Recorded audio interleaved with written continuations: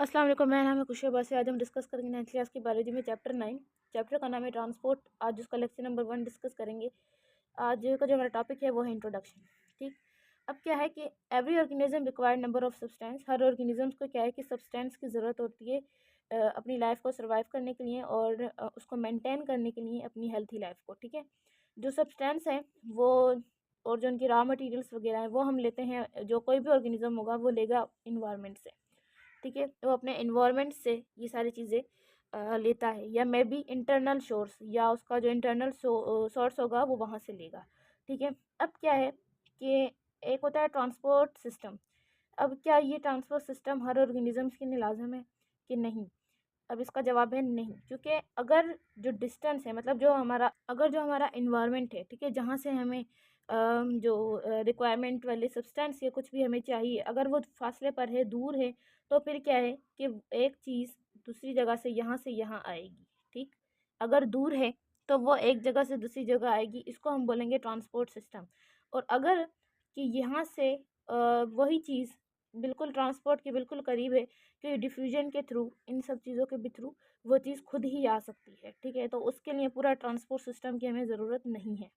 ठीक, अगर एक चीज़ अब दूसरी जगह चीज़ से आ रही है तो इसको क्या है, हम सिंपल ये जो किस सिस्टम के थ्रू आ रही है इसको हम बोलेंगे ट्रांसपोर्ट सिस्टम। ठीक है, इसी को हम ट्रांसपोर्ट सिस्टम कहते हैं। ट्रांसपोर्ट सिस्टम के बाद क्या है कि दो कंपोनेंट होते हैं उसके।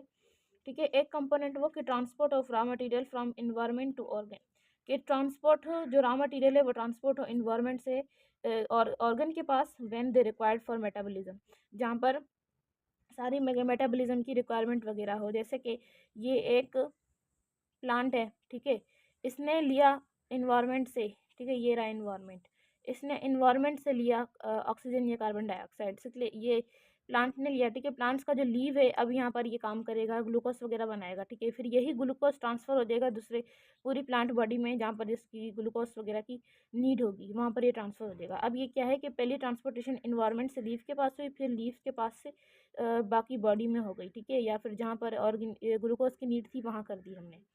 ठीक है, तो यहाँ पर ये रिक्वायरमेंट हो गई, तो इसको हम कहते हैं कि ये हमने पहले इन्वायरमेंट से लिया ऑर्गन ने, फिर ऑर्गन से जहाँ पर जिसकी नीड थी ना, ये वहाँ हमने दे दिया। एक कंपोनेंट ये होता है। दूसरा कंपोनेंट क्या है कि ट्रांसपोर्ट ऑफ मेटाबॉलिज्म या metabolites from cell to organ where they require.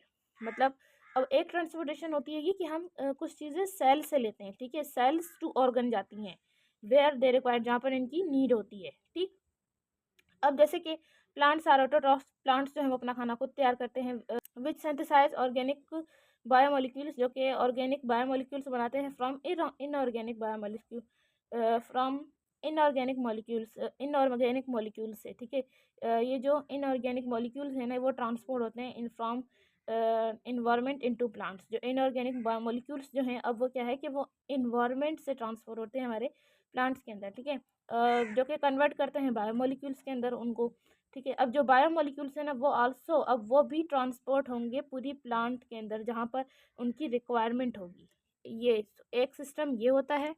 और दूसरा है कि एनिमल्स जो है वो हेटेरोट्रॉफ्स हैं, जो कि अपना खाना खुद तैयार नहीं करते, दूसरे ऑर्गेनिजम्स के ऊपर डिपेंड करते हैं। वो क्या है कि इनऑर्गेनिक मॉलिक्यूल्स लेंगे और फिर उनका पूरा जो वो मॉलिक्यूल्स वगैरह होंगे, सॉरी, वो जो ऑर्गेनिक मॉलिक्यूल्स लेंगे, फिर वो क्या है, वो एक पूरे सिस्टम के पास जाता है जिसको हम डाइजेस्टिव ट्रैक्ट बोलते हैं। वहाँ पर इफ खाना जो है वो डाइजेस्ट होगा, डाइजेस्ट होने के बाद वो डिफ्यूज़ होगा ब्लड के अंदर, फिर वो ट्रांसपोर्ट होता हैगा दूसरे ऑर्गन्स के अंदर या सेल्स के पास, जहाँ पर जिसकी ज़रूरत होती है।